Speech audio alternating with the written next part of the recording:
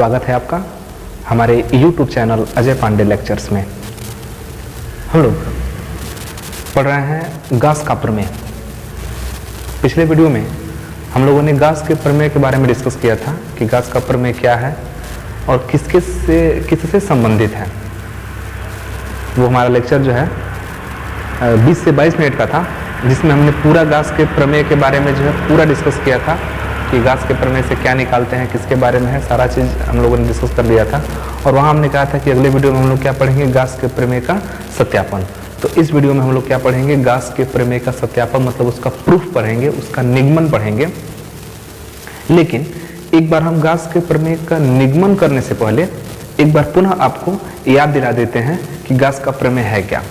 गास ने बताया कि कोई बंद पृष्ठ है, कोई भी बंद पृष्ठ, तो गास ने बताया कि किसी बंद पृष्ठ से होकर जो गुजरने वाला वैद्युत फ्लक्स होता है, किसी भी बंद पृष्ठ से होकर गुजरने वाला वैद्युत जो फ्लक्स होता है, वैसे वैद्युत फ्लक्स को हम किससे दिखाते हैं, फाई ई से दिखाते हैं।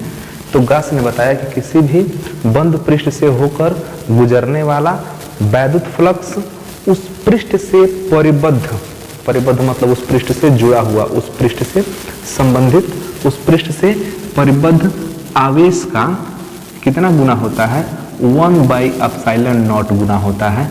ये है गास का प्रमेय। तो इसके बारे में हमने पूरा डिटेल्स पॉइंट टू पॉइंट हमने पिछले वीडियो में बताया है। इस वीडियो में हम लोग सीधे क्या पढ़ेंगे, इसका डेरिवेशन पढ़ेंगे, इसका निगमन पढ़ेंगे, सत्यापन पढ़ेंगे। तो हमने एक बार पुनः इसको बता दिया। अब वैद्युत फ्लक्स क्या है, आप उससे भी पहले का वीडियो देखेंगे तो वैद्युत फ्लक्स भी कंफर्म हो जाएगा कि वैद्युत फ्लक्स क्या होता है, उसका मात्रक क्या है, किसे कहते हैं, डेफिनेशन क्या है, फार्मूला क्या होता है, सारा चीज़ हमने बता दिया है। यहाँ पर हम लोग सीधे किस पर आते हैं, इसके डेरिवेशन पर आते हैं। तो एक बार डेरिवेशन करने से पहले पुनः बता दें कि गास ने क्या बताया कि किसी वैद्युत क्षेत्र में रखे बंद पृष्ठ से गुजरने वाला वैद्युत फ्लक्स उस पृष्ठ क्षेत्रफल या जो भी बंद पृष्ठ है उससे परिबद्ध आवेश Q का 1/ε0 या ε0 गुना होता है। हमने यह माना है कि उस पृष्ठ से कितना आवेश संबंधित है, Q। तो अगर उस पृष्ठ से Q आवेश संबंधित है तो उस पृष्ठ से होकर गुजरने वाला जो कुल वैद्युत फ्लक्स होगा वो उस आवेश का कितना गुना होगा, 1/ε0 गुना होगा। ये है आपका गास का प्रमेय। अब आइए इसको डिराइव करते हैं। तो गास के इस प्रमेय का जो निगमन है, इसको समझने से पहले आप हमारा जो है पिछला दोनों लेक्चर देखिए, दोनों वीडियो देखिए, तो बेहतर तरीके से समझ में आएगा। क्योंकि हमने वैद्युत फ्लक्स पर एक वीडियो बनाया है और उसके बाद से गास के प्रमेय पर एक वीडियो बनाया है जो ऑलरेडी मौजूद है। तो निगमन हम यहाँ पर देखते हैं कि गास के प्रमेय का निगमन, गास के प्रमेय का निगमन, प्रूफ ऑफ गॉसेस थ्योरम। तो यहाँ पर हम लोग गास के प्रमेय का निगमन पढ़ेंगे। तो यहाँ पर मान लेते हैं कि यहाँ पर हमने मान लिया कि एक बंद पृष्ठ है, यानी किसी भी तरह का पृष्ठ हो सकता है, जरूरी नहीं है कि ये मतलब पूरा गोल ही हो, किसी भी तरह का जनरली आप पृष्ठ ले सकते हैं, आप कैसा भी पृष्ठ ले सकते हैं। तो हमने एक पृष्ठ मान लिया और हमने माना कि यह एक बंद पृष्ठ है और यह बंद पृष्ठ कितने आवेश से परिबद्ध है, तो यह बंद पृष्ठ Q आवेश से परिबद्ध है। मतलब कि यह बंद पृष्ठ से जो संबंधित जो परिबद्ध आवेश है वो कितना है, Q है। हमने यह मान लिया। और जब हम यह मान लिए कि इस बंद पृष्ठ से Q आवेश संबंधित है तो निश्चित रूप से इस आवेश के होने के कारण इसके चारों ओर एक प्रकार का वैद्युत क्षेत्र होगा। हम लोगों ने काफ़ी पहले ही यह डिस्कस कर लिया है कि जहाँ पर भी आवेश होता है वहाँ पर उसके चारों ओर क्या होता है, इलेक्ट्रिक फील्ड जनरेट हो जाता है। तो यहाँ पर भी जब एक आवेश हमने Q माना तो यहाँ पर भी चारों ओर एक इलेक्ट्रिक फील्ड जनरेट होगा, उत्पन्न होगा। और उस इलेक्ट्रिक फील्ड को हम दिखाते किस में हैं, उसी इलेक्ट्रिक फील्ड वैद्युत क्षेत्र को हम किस में दिखाते हैं, इलेक्ट्रिक फ्लक्स के चुंबकीय बल रेखाओं के रूप में दिखाते हैं। और चुंबकीय बल रेखाओं, इलेक्ट्रिक फील्ड लाइंस बोलते हैं उसको, तो चुंबकीय बल रेखाओं के रूप में दिखाते हैं। और यदि किसी पृष्ठ से चुंबकीय बल रेखाएं पास करती हैं तो उन चुंबकीय बल रेखाओं की संख्या को हम क्या कहते हैं, वैद्युत फ्लक्स कहते हैं। तो इस आवेश के कारण वैद्युत क्षेत्र होगा, और वैद्युत क्षेत्र होगा तो वैद्युत बल रेखाएं होंगी, और जब वैद्युत बल रेखाएं होंगी तो वैद्युत बल रेखाएं इस पृष्ठ से क्या करेंगी, पास करेंगी, चारों ओर इस पृष्ठ से क्या होंगी, ऐसे पास करेंगी।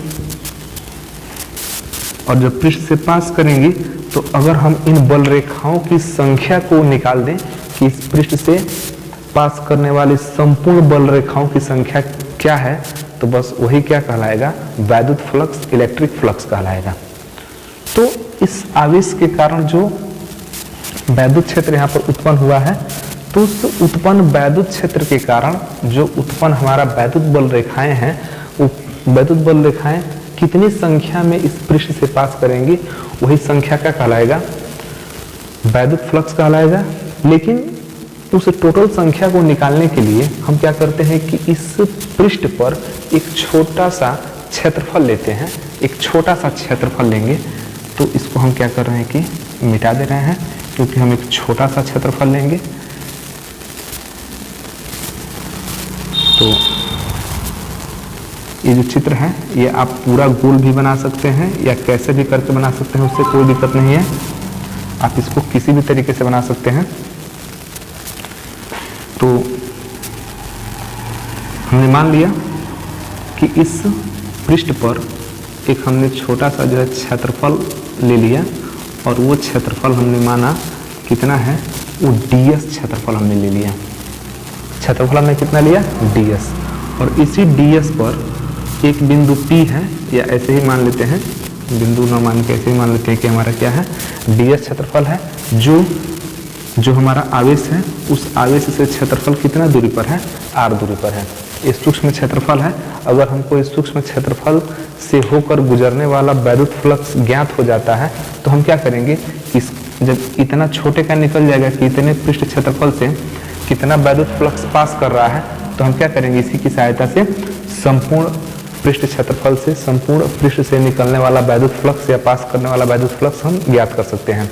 जैसे कि यदि हमको एक मार्कर का मूल्य पता हो जाए, इसका एक मार्कर का मूल्य पता हो जाए, तो हम हजारों लाखों मार्कर का मूल्य पता कर सकते हैं। ठीक उसी प्रकार यदि इस पृष्ठ पर इस छोटे से क्षेत्रफल अवयव से गुजरने वाला वैद्युत फ्लक्स ज्ञात हो जाए तो हम संपूर्ण पृष्ठ का बड़ी आसानी से निकाल लेते हैं। तो हम पहले क्या प्रयास करेंगे, हम प्रयास कर रहे हैं कि पहले जो छोटा सा क्षेत्रफल अवयव है ds, तो इससे हम पहले ज्ञात कर लें कि इतना क्षेत्रफल से कितना वैद्युत फ्लक्स जो है पास कर रहा है। तो हमने माना कि जो Q आवेश है, तो Q आवेश के कारण जो वैद्युत क्षेत्र की तीव्रता है उसकी दिशा हम इधर मान लेते हैं कि ये बाहर की ओर है, और वो कितना है, E है। ये वैद्युत क्षेत्र हो गया। और जो ds क्षेत्रफल है, तो ds क्षेत्रफल हमने माना है, लेकिन इस ds क्षेत्रफल के कारण, इस ds क्षेत्रफल के कारण जो क्षेत्रफल सदिश है वो तो इस क्षेत्रफल के कैसा होता है, लंबवत होता है। तो क्षेत्रफल जब हमने ऐसा लिया है, क्षेत्रफल हमारा ऐसे है, तो लंबवत हमारा कैसा होगा, ऐसा होगा। तो ये भी आपका बाहर की तरफ, ये जो ds है ये वास्तव में ये बाहर की तरफ ये कैसा हो जाएगा, लंबवत हो जाएगा। ये आपका हो गया क्षेत्रफल सदिश ds, और ये आपका हो गया वैद्युत क्षेत्र E। तो यहाँ पर यही चीज समझना है मेन, कि आपका ये पृष्ठ हो गया। हम अनियमित कोई भी आकृति ले सकते हैं, लेकिन बंद पृष्ठ होना चाहिए। इस बंद पृष्ठ में हमने कितना माना, बंद पृष्ठ में हमने यह माना कि Q आवेश है, इसी Q आवेश के कारण यहाँ पर वैद्युत क्षेत्र उत्पन्न हुआ है, और उस वैद्युत क्षेत्र उत्पन्न होने के कारण वैद्युत बल रेखाएं हैं, और वही वैद्युत बल रेखाएं इस पृष्ठ से जब पास करेंगी, तो इस पृष्ठ से पास करेंगे वैद्युत बल रेखाएं, तो उन बल रेखाओं की जब हम संख्या की गणना कर लेंगे तो वही क्या हो जाएगा, वैद्युत फ्लक्स। लेकिन इस संपूर्ण गणना के लिए हमको क्या करना पड़ा कि पहले एक से छोटा सा क्षेत्रफल अवयव, इसको अल्पांश बोलते हैं, अल्पांश हमने क्या लिया, ds लिया, और इस ds से होकर गुजरने वाला वैद्युत फ्लक्स निकालेंगे। और निकाल लेने के बाद से जब छोटे भाग का निकल जाएगा तो पूरे बड़े भाग का आसानी से निकाल लिया जाएगा। तो इसके लिए हमने माना कि जो यह क्षेत्रफल अवयव हमने लिया है वो इस बिंदु आवेश से कितने दूरी पर है, r दूरी पर है, और r दूरी पर जो वैद्युत क्षेत्र है वो बाहर की तरफ है, और इस क्षेत्रफल के लंबवत एक क्षेत्रफल सदिश लेना पड़ता है, वो भी हमने मान लिया कि कहाँ है, वो भी बाहर की तरफ ही है। आप जनरली इधर भी दिखा सकते हैं, लेकिन ऐसे ये बहुत मतलब शॉर्टकट हम बता रहे हैं, काफ़ी अच्छे समझ में आएगा और ज़्यादा घुमाने से विशेष कोई फायदा नहीं है।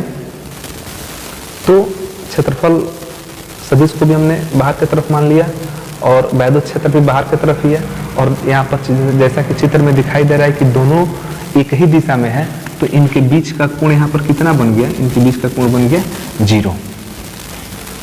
और चूंकि देखिए कई किताबों में अभी आप चित्रा प्रकाशन का पढ़ेंगे तो चित्रा प्रकाशन में इसके बीच का कोण क्या मान लिया है, थीटा मान लिया है, तो भी लास्ट में क्या करता है, कोण को 0 ही मानता है। और जो हम स्पेशली जो पढ़ा रहे हैं वो हमारा राजीव प्रकाशन का है। वैसे तो हम सारा सिलेबस कवर करके चल रहे हैं, लेकिन ये सबसे बेहतर तरीका है कि थीटा इक्वल टू क्या मान लें, यहाँ पर 0 मान ले, दोनों को एक ही दिशा मान लेते हैं। आप अलग भी मानेंगे तो उससे कोई दिक्कत नहीं है, रिजल्ट आपका वही आएगा। तो जब दोनों को एक ही दिशा में हमने मान लिया तो थीटा इक्वल टू क्या हो गया, 0 हो गया। और चूंकि यह जो क्षेत्रफल अवयव है ये काफी छोटा है, तो छोटा होने के कारण यहाँ से जो गुजरने वाला वैद्युत फ्लक्स होगा वो भी क्या होगा, छोटा होगा। तो जो छोटा वैद्युत फ्लक्स होगा उसको हम मानेंगे क्या, उसको हम मान लेंगे डी फाई ई। उसको हम क्या मानेंगे, उसको मानेंगे डी फाई ई।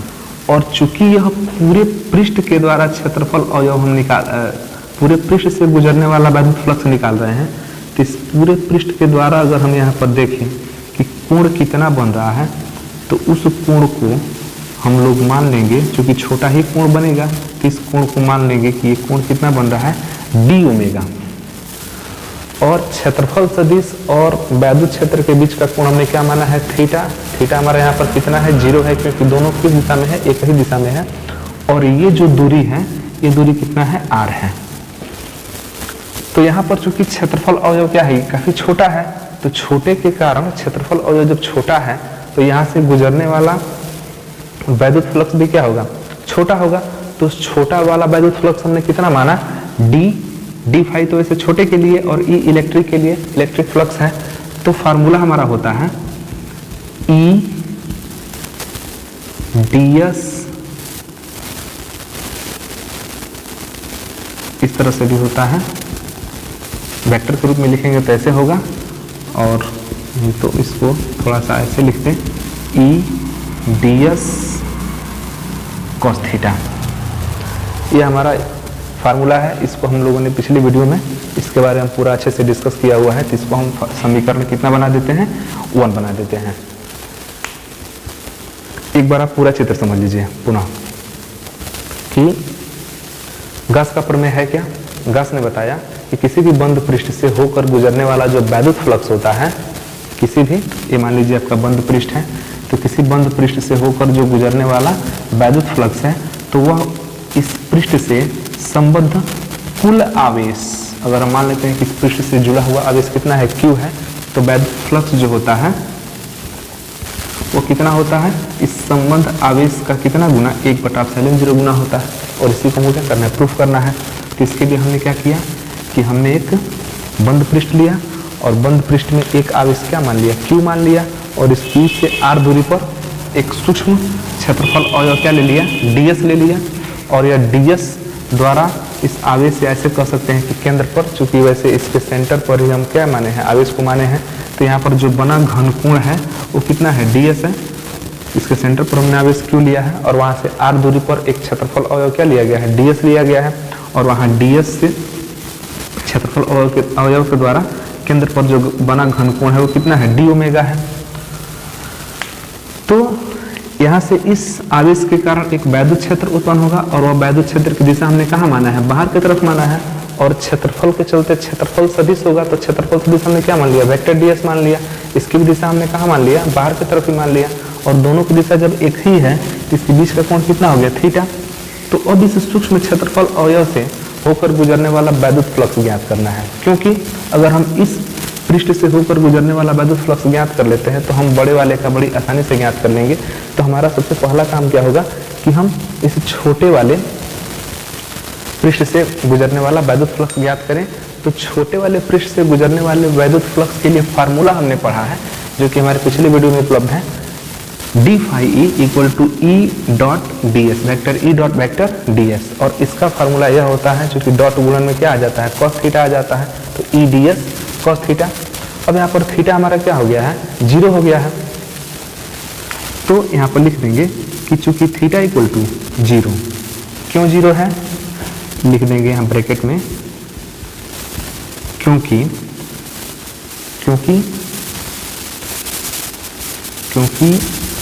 ई मतलब वैद्युत क्षेत्र और क्षेत्रफल सदिश ds एक ही दिशा में है।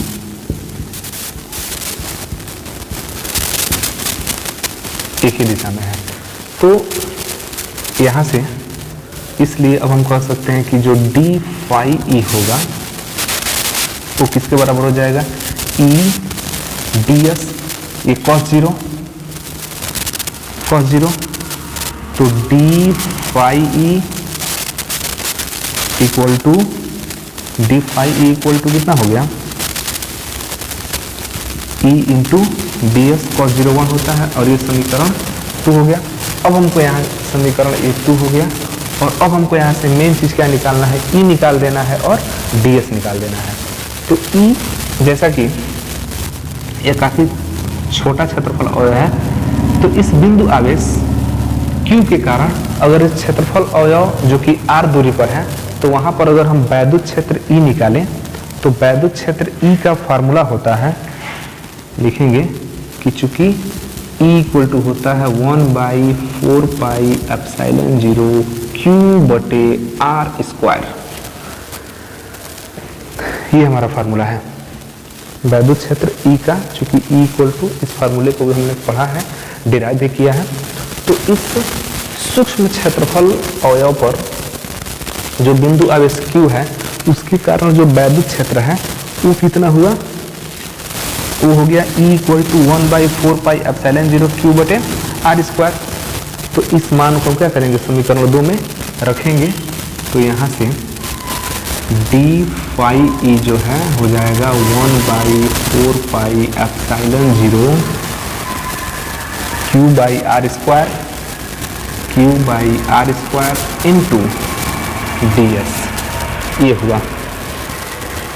अब ई का मान तो हमने इतना निकाल दिया।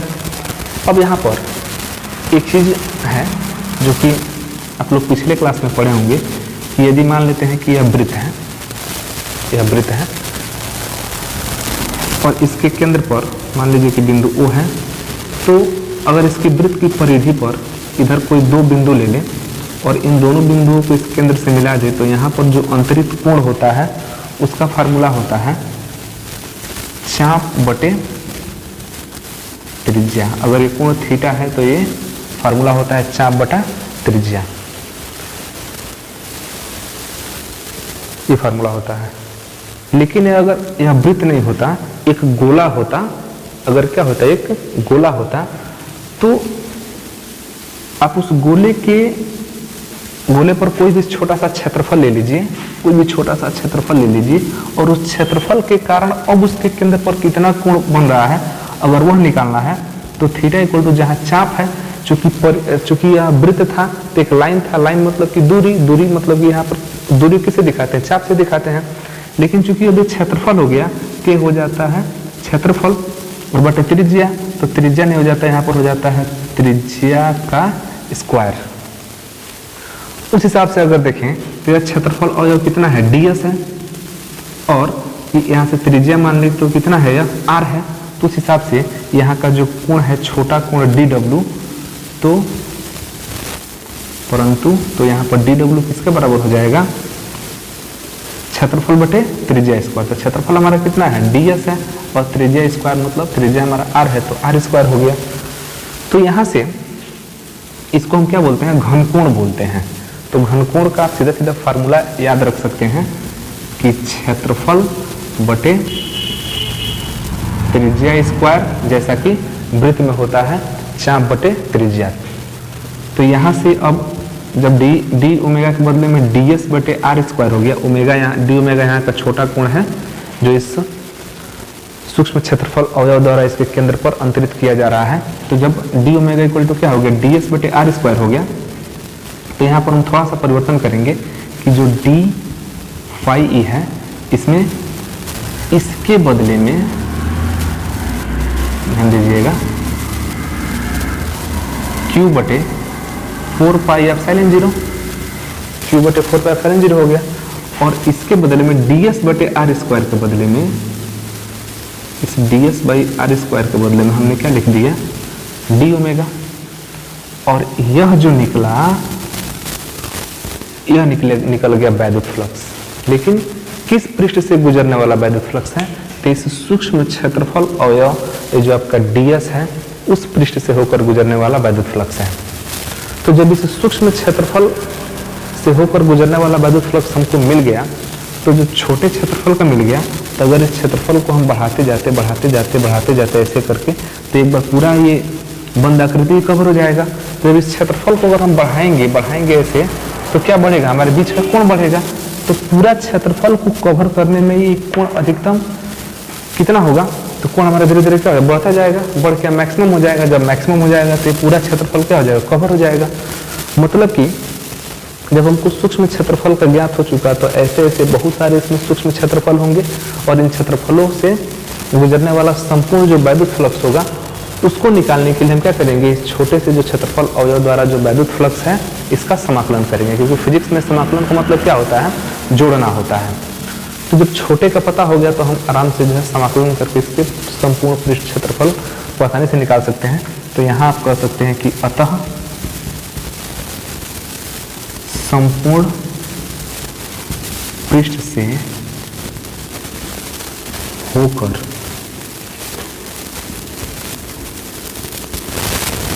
गुजरने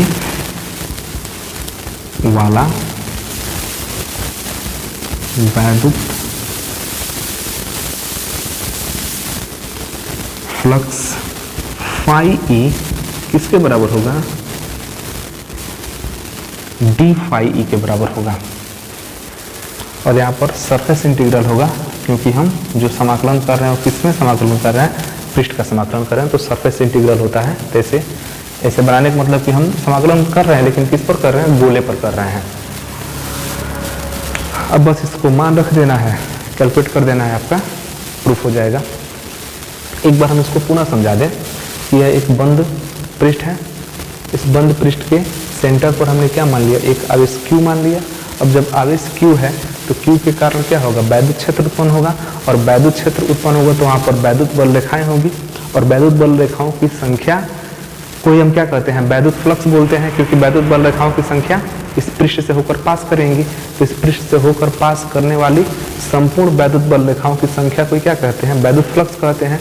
और इसी पर गास ने बताया था कि जो वैद्युत फ्लक्स होता है वो किसके बराबर होता है, तो जितना आवेश उस पृष्ठ से सटा हुआ होता है, जुड़ा हुआ होता है, उसका 1/ε0 गुना होता है। तो इसी को हम लोगों को प्रूफ करना है। तो प्रूफ करने के लिए हमने एक बंद पृष्ठ लिया, बंद पृष्ठ के सेंटर में एक आवेश Q लिया, इस Q से r दूरी पर एक क्षेत्रफल अवयव क्या लिया, ds लिया, एक क्षेत्रफल अवयव ds लिया, और इस क्षेत्रफल अवयव के कारण इस केंद्र पर जो बना घनकोण है, अंतरित कोण है, इसको हमने क्या माना, डी ओमेगा माना। और यहाँ से हमने यह माना कि इस बिंदु आवेश Q के कारण या आवेश Q के कारण जो वैद्युत क्षेत्र है वो E है, और E की दिशा हमने कहाँ माना, ऊपर की तरफ। और क्षेत्रफल अवयव जो ds है उससे जो क्षेत्रफल सदिश है, तो चूंकि क्षेत्रफल सदिश क्षेत्र के क्या होता है, लंबवत होता है, तो हमने लंबवत मान लिया ds। और यहाँ पर देख रहे हैं कि दोनों एक ही दिशा में है, मतलब दोनों के बीच का कोण कितना है, 0 है, तो हमने यहाँ पर थीटा क्या मान लिया, 0 मान लिया।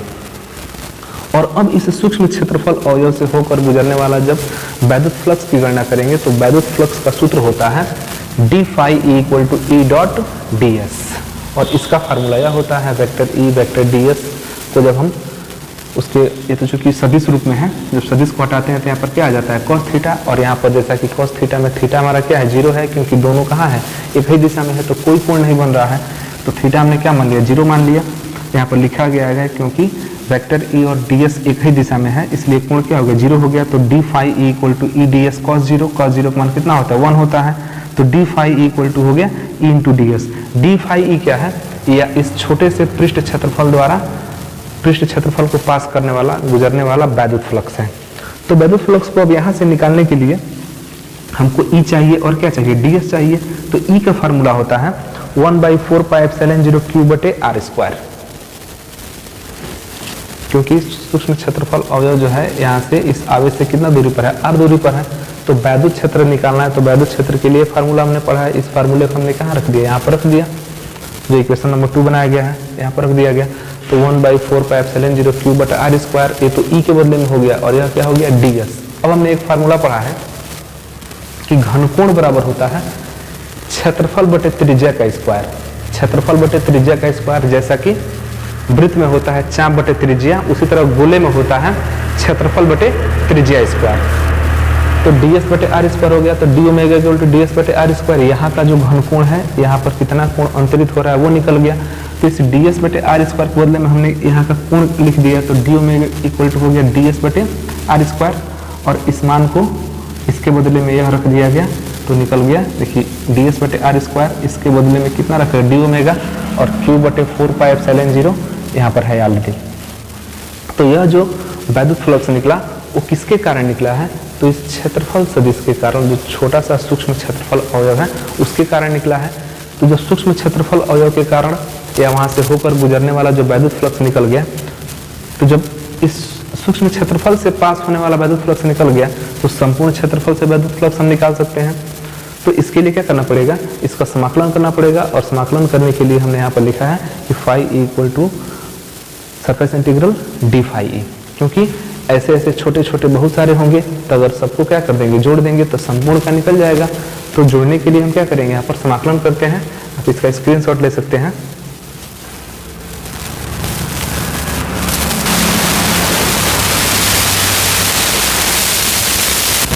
और यहाँ पर मान रख दिया जाए phi E equal to surface integral D phi E कितना है, तो ये है q/4 pi epsilon 0 D omega. और समाकलन करने का ये नियम है कि जब भी उसमें जो कांस्टेंट होता है तो कांस्टेंट को क्या कर देते हैं, बाहर निकाल देते हैं। तो यहाँ से फाई ई इक्वल टू होगा q/4 pi epsilon 0 D omega. परंतु अब यहाँ पर हम बात कर लेते हैं कि ये डी ओमेगा क्या है, ये क्या है। तो डी ओमेगा यहाँ का कोण है। तो अगर हमारा क्षेत्रफल अवयव ऐसे बढ़ता जाए संपूर्ण पृष्ठ कवर कर लेगा, तो ये इस तरह से बढ़ते बढ़ते कोण बढ़ेगा। तो कोण बढ़ते बढ़ते पूरा इतना हो जाएगा, मतलब ये ऐसे, अगर आप इसको ऐसे बढ़ाते जाएं तो पूरे सरफेस को कवर करने के लिए ऐसे हो जाना पड़ेगा, मतलब पूरा बढ़ेगा। तो बढ़ते बढ़ते हमारा कोण कितने डिग्री का हो जाएगा, 360 डिग्री का हो जाएगा। और 360 डिग्री का मतलब होता है 360 डिग्री का मतलब होता है कितना होता है, 4 पाई। मतलब कि ये मैक्सिमम कितना हो सकता है, ये कोण बढ़ते बढ़ते कितना हो सकता है कि संपूर्ण पृष्ठ कवर हो जाए। तो 360 डिग्री पर संपूर्ण पृष्ठ का हो जाएगा, कवर हो जाएगा। और संपूर्ण पृष्ठ मतलब कि 4 पाई आपका हो गया। और यहाँ से अब निकाल सकते हैं कि D phi E equal to q/4 pi epsilon naught, और ये हमारा हो गया कितना, 4 पाई, चूंकि मल्टीप्लाई है तो 4 पाई से 4 पाई क्या हो जाएगा, कट जाएगा, बचा क्या, देखिए यहाँ पर डी फाई ई हो गया है, डी फाई ई होगा, यहाँ से कट गया। तो फाई ई का जो मान आया वो आया 4 पाई से 4 पाई कट गया, q/एप्सिलॉन 0, और इसी को हम ऐसे लिख सकते हैं q इंटू 1/एप्सिलॉन 0। तो यही आपका क्या है, गॉस का प्रमेय है।